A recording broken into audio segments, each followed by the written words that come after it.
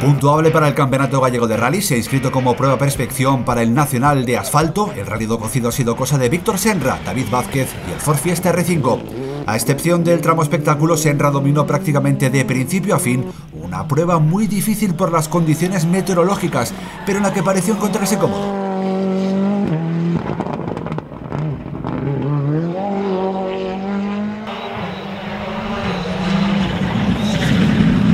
Ampliando su ventaja final hasta más de un minuto de diferencia con respecto al vigente campeón gallego, Alberto Meira.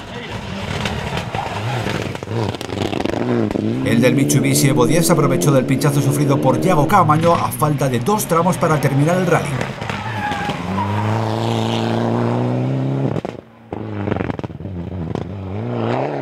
Acontecimiento tras el que el coruñés, también con un R5, perdía el segundo cajón de podio.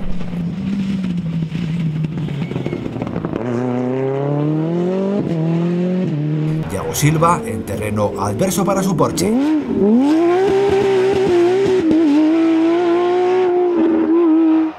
Álvaro Méndez estrenándose con el Polo N1 de AR Vidal.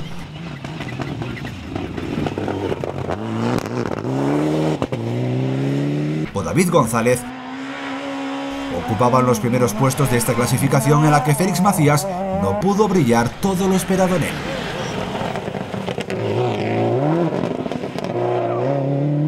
Como único inscrito en el apartado nacional, Joan Viñes aprovechaba esta prueba para rodar con el Suzuki Swift R Plus.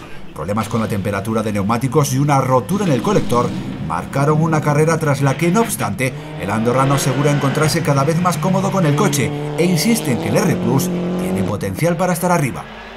El Rally do Cocido superó con nota su examen como prueba aspirante del Nacional de Asfalto.